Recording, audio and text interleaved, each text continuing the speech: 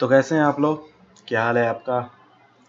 इस वीडियो में हम पढ़ेंगे topic number 4.3 class 9th history chapter number 2 Russian revolution और यह है वीडियो नंबर 7। इसके पहले जो वीडियोस हमने किए हैं वो अगर आपने नहीं देखे हैं तो आप देख सकते हैं, नीचे डिस्क्रिप्शन में मैंने लिंक दे दिया है, वहाँ पर जाए, वहाँ से आप चेक कर सकते हैं वो वीडियोस। और 1 to 10 अभी तक जितने भी सारे वीडियोस हैं, सारे वीडियोस उस प्लेलिस्ट में है जिसका कि लिंक मैंने दिया है। अगर आपने पिछला वीडियो नहीं देखा है तो पिछला वीडियो देख सकते हैं, उसका भी लिंक मैंने नीचे डिस्क्रिप्शन में दे दिया है। तो आइए शुरुआत करते हैं अब हम इस वीडियो को और इस वीडियो में हम टॉपिक पढ़ेंगे 4.3 और टॉपिक का नाम है स्टालिनिज्म और कलेक्टिवाइजेशन। तो देखिए, इस टॉपिक में हम क्या पढ़ने वाले हैं। इस टॉपिक में हम स्टालिन के बारे में पढ़ने वाले हैं और उसके कई पॉलिसीज के बारे में पढ़ने वाले हैं। तो आइए हम शुरुआत करते हैं। The period of early plant economy was linked to the disaster of the collectivization of agriculture. तो हम सबसे पहले पढ़ेंगे कलेक्टिवाइजेशन ऑफ एग्रीकल्चर। तो देखिए, यहाँ पर कहा जा रहा है कि जो इकोनॉमी प्लांट इकोनॉमी की सिस्टम थी और जो डिजास्टर आया कलेक्टिवाइजेशन ऑफ एग्रीकल्चर की वजह से, इस दोनों एक दूसरे से लिंक थे। वो कैसे? तो देखिए 1927 1928 में तो सोवियत रशिया जो था, उसके टाउन्स में जो ग्रेन सप्लाईज था, उसके सप्लाईज को लेकर काफी प्रॉब्लम थे और गवर्नमेंट ने प्राइस फिक्स करके रखे हुए थे कि इतने ही दाम पर जो ग्रेन है उसको बेच देना है किसानों को सरकार के पास। लेकिन जो पेजेंट्स थे उन्होंने उस कीमत पर अपने ग्रेन्स बेचने से इनकार कर दिया और कहा कि हम नहीं बेचेंगे इस दाम पर गवर्नमेंट बायर्स को। तो स्टालिन जो कि हेड बन चुका था कम्युनिस्ट पार्टी का लेनिन की मौत के बाद, उसने काफी ज्यादा इमरजेंसी मेजर्स लाए ताकि इस प्रॉब्लम को खत्म किया जा सके, इस प्रॉब्लम को रिमूव किया जा सके। उसका मानना यह था कि जो अमीर पेजेंट्स थे या फिर ट्रेडर्स थे गांव देहाती इलाकों में, गांव के इलाकों में, वह उन्होंने काफी ज्यादा संख्या में स्टॉक्स जमा करके रखे हुए हैं और वो सोच रहे हैं कि अगर वो अभी स्टॉक जमा करके रखेंगे तो आगे चलकर उन्हें महंगे दाम पर वो बेच पाएंगे। तो इस बात का कैलकुलेशन लगाकर और इसी वजह से जो क्या कहते हैं ग्रेन्स है वो मार्केट में नहीं आ रहे हैं और सप्लाईज रुके हुए हैं और वो इस तरह के स्पेकुलेशन पर भी रोक लगाना चाहता था। 1928 में जो पार्टी मेंबर्स थे, यानी जो कम्युनिस्ट पार्टी के मेंबर्स थे, उन्होंने ग्रेन प्रोड्यूसिंग एरियाज में विजिट किया, वहां पर टूर किया और वहां की हालत को देखा और उन्होंने सुपरवाइज किया और उनके ग्रेन कलेक्शन सेंटर्स जो थे, और उन्होंने कई कुलक है शायद मैं स्पेलिंग सही नहीं पढ़ रहा हूँ।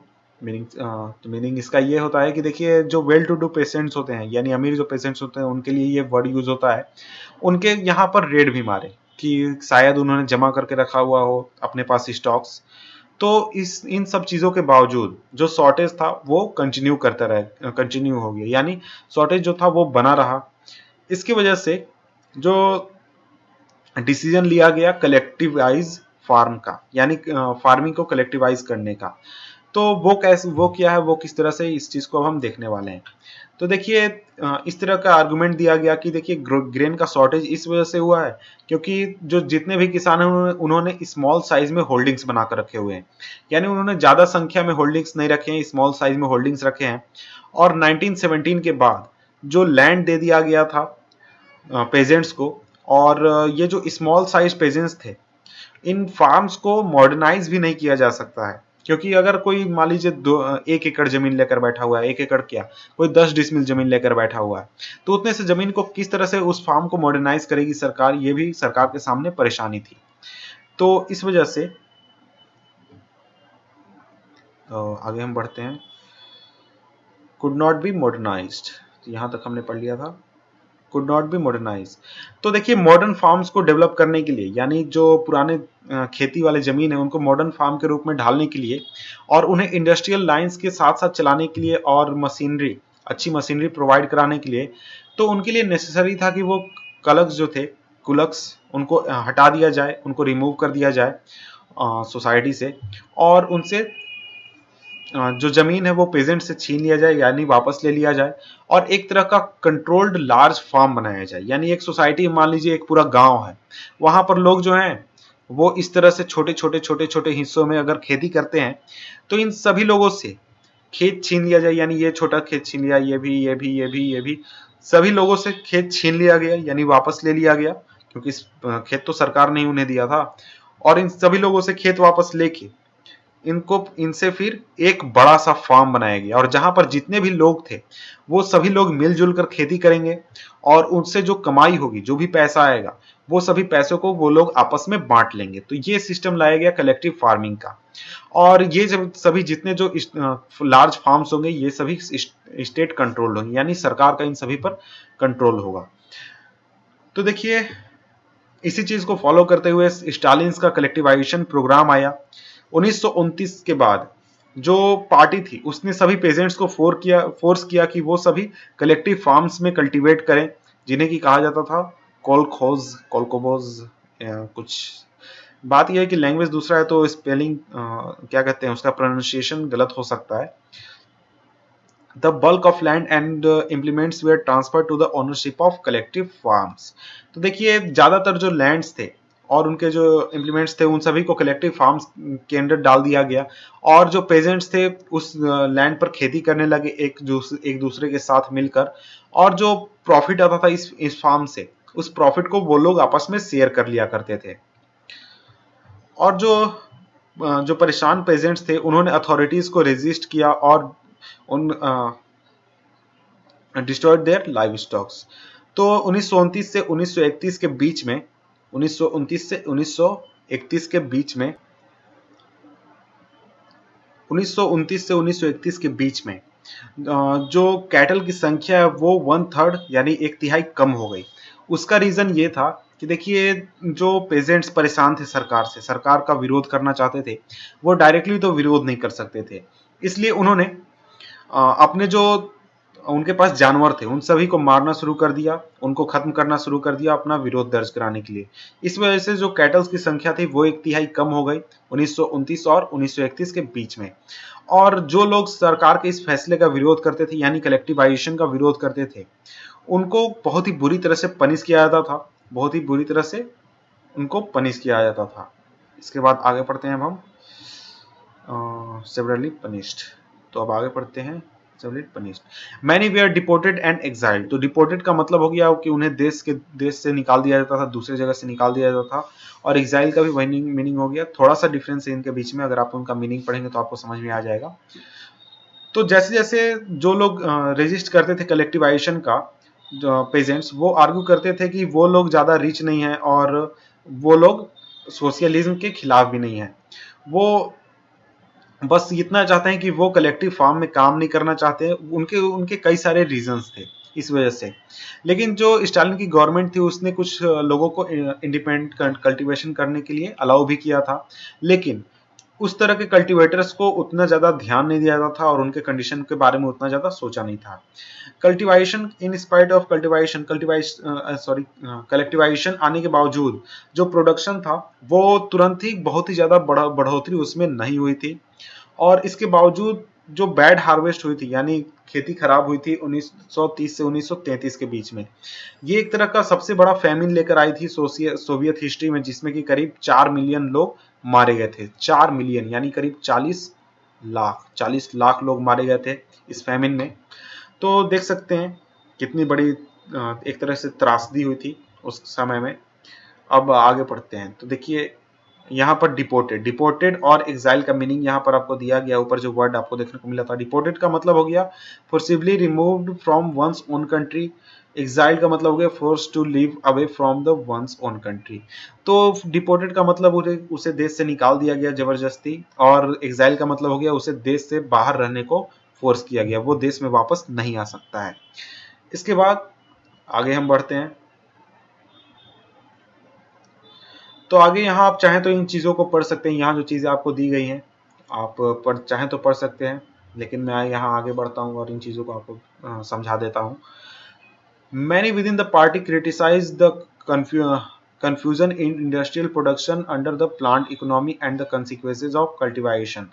तो पार्टी के अंदर भी बहुत सारे लोग जो थे वो इस इंडस्ट्रियल प्रोडक्शन प्लांट इकोनॉमी के अंदर जो हो रही थी उसको लेकर काफ़ी ज़्यादा कंफ्यूज थे, और उन्होंने काफ़ी ज़्यादा क्रिटिसाइज भी किया था गवर्नमेंट को, और कलेक्टिवाइजेशन के जो कंसिक्वेंसेज आए थे उसको लेकर भी काफ़ी ज़्यादा परेशान थे।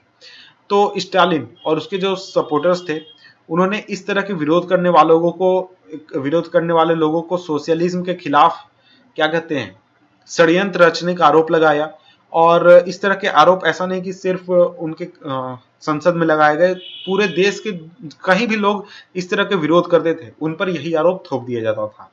1939 तक यानी 1939 तक करीब 2 मिलियन लोग यानी 20 लाख लोगों को जेल में डाल दिया गया या फिर लेबर कैंप्स में डाल दिया गया। तो लेबर कैंप्स क्या होता है ये मैं उतना क्लियर नहीं बता पाऊंगा, लेकिन लेबर कैंप्स होता है कि जहां पर लोगों को रखा जाता है, सजा याफ्ता लोगों को, या फिर पॉलिटिकल में। जैसे आप नॉर्थ कोरिया में जाएंगे, नॉर्थ कोरिया में आप जानते हैं तानाशाही, वहां पर लेबर कैंप्स होते हैं कि अगर आप सरकार का विरोध करेंगे या फिर उस तरह के कुछ काम में आप लिप्त होंगे तो आपको लेबर कैंप्स में डाल दिया जाएगा और आपको काफी वहां पर प्रताड़ित किया जाएगा। तो इस तरह के कंडीशन में लोगों को डाल दिया जाता था। लेकिन बात यह है कि इसमें ज्यादातर लोग जो थे वो क्राइम से इनोसेंट थे, बहुत ही सीधे साधे लोग थे। बट बात यह थी कि उनके लिए कोई बोलने वाला नहीं था, उनके लिए कोई बोल नहीं सकता था। उनमें से ज्यादातर लोगों को फोर्स किया गया कि वो अपने कन्फेशंस मान ले, यानी उन्होंने कोई अगर सजा कोई गलत काम किया भी नहीं है तो उन्हें फोर्स किया गया कि वो इस काम को मान ले कि हाँ उन्होंने ही किया है, क्योंकि उनको इतना टॉर्चर किया जाता था और उन्हें बहुत ही परेशान किया जाता था और उन्हें बाद में एग्जीक्यूट भी कर दिया जाता है यानी मार भी दिया जाता था। और इसमें से ज्यादातर लोग जो थे वो टैलेंटेड प्रोफेशनल थे, यानी अपने डेली लाइफ को काम करने वाले लोग थे और काफी प्रोफेशनल लोग थे। इसके अलावा देखिए ये जो लेटर्स लिखे गए, ये वाला लेटर और नीचे जो ये लेटर है, इसको भी आप पढ़ सकते हैं अपनी जानकारी के लिए। अब हम आगे बढ़ते हैं। आगे हमारा the global influence on the Russian revolution and the USSR, यानी जो रशियन रिवॉल्यूशन था उस पर पूरे ग्लोब का क्या इन्फ्लुएंस पड़ा और यूएसएसआर पर उसका क्या इन्फ्लुएंस पड़ा। तो देखिए जो सोशलिस्ट पार्टीज थी यूरोप में, उन्होंने पूरी तरह से तो बोल्शेविक सरकार का समर्थन नहीं किया जिस तरह से उसने सत्ता को अपने हाथ में लिया था और उसे जिस तरह से वो चला रही थी। लेकिन जो वर्कर्स स्टेट, जो सोशलिस्ट की एक बेसिक आइडियोलॉजी है कि कमजोर लोगों के हाथों में सत्ता, इस तरह की जो बात थी, वर्कर्स स्टेट सब जो है, उन्होंने लोगों के इमेजिनेशन को अक्रॉस द वर्ल्ड यानी पूरे वर्ल्ड में काफी ज्यादा फायर किया, काफी ज्यादा उन्हें इंस्पिरेशन दिया। बहुत सारे कंट्रीज में कम्युनिस्ट पार्टीज बनाए गए, जैसे communist party of great Britain, India में बनाया गया कम्युनिस्ट पार्टी। और जो बोल्शेविक थे वो कॉलोनियल पीपल, यानी जितने भी कंट्रीज में कॉलोनीज बनाए गए थे आपके क्या कहते हैं ब्रिटेन द्वारा, फ्रांस द्वारा और भी लोगों द्वारा, उन लोगों को कहा कि आप भी इस तरह के एक्सपेरिमेंट ट्राई कीजिए, इस तरह के चीजें ट्राई कीजिए ताकि आप भी आजाद हो सके या फिर आप भी खुद का देश बना सके। तो बहुत सारे नॉन रशियन जो थे यूएसएसआर के बाहर के रहने वाले, उन्होंने पार्टिसिपेट किया conference of the people of the east, यानी 1920 में ये ऑर्गेनाइज किया गया था, उसमें पार्टिसिपेट किया गया। और बोल्शेविक फाउंडेड कॉमिंटर्न, एक इंटरनेशनल यूनियन था प्रो बोल्शेविक सोशलिस्ट पार्टी का, उसमें बहुत सारे लोगों ने पार्टिसिपेट किया। और बहुत सारे लोगों को यूएसएसआर की communist university of workers of the east में उन्हें एजुकेशन दिया गया कि किस तरह से सोशलिस्ट आइडियोलॉजी चलती है, किस तरह से लोग इसके साथ आते हैं, इन सभी चीजों पर उन्हें सपोर्ट क्या कहते हैं एजुकेशन दिया गया। सेकेंड वर्ल्ड वॉर शुरू होते होते तक तो जो यूएसएसआर है उसने पूरे वर्ल्ड में एक सोशलिज्म को एक चेहरा दे दिया था, एक बहुत ही स्ट्रॉन्ग आइडियोलॉजी होकर वो एक उभरी थी और उसका एक वर्ल्ड स्टेटस बन चुका था। और लेकिन 1950 आते आते तक आगे हम पढ़ते हैं, इसको मैं क्लीन कर देता हूँ फिर आगे पढ़ेंगे। Yet by 1950s, it was acknowledged within the country that the style of government in the USSR was not keeping with the ideal of the Russian Revolution. तो देखिए 1950 तक लोग ये मानने लगे थे कि रशिया के अंदर ही कि जो गवर्नमेंट बनी है, ये गवर्नमेंट यूएसएसआर में जो बनी है, ये रशियन रिवॉल्यूशन की आइडियोलॉजी को ही पूरी तरह से फॉलो नहीं करती है। In the world socialist movement to it was recognized that it was not well in the Soviet Union. तो पूरे वर्ल्ड में भी जो सोशल मूवमेंट्स हो रहे थे उसे उन्होंने मान लिया कि देखिए जो सोवियत यूनियन में जो चीजें हो रही है वो उतना ज्यादा सही नहीं है, उतना ज्यादा अच्छा नहीं है।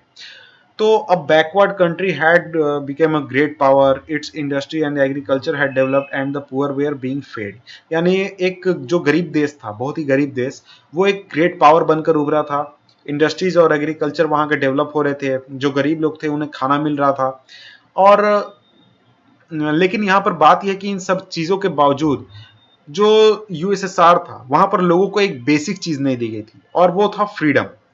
उन्हें लोग क्या कहते हैं, आजादी नहीं थी। जैसे कि आपने ऊपर देखा कि जो लोग सरकार का विरोध करते थे उन्हें जेल में डाल दिया जाता था या फिर सजा दे दी जाती थी या फिर लेबर कैंप्स में रखा जाता था।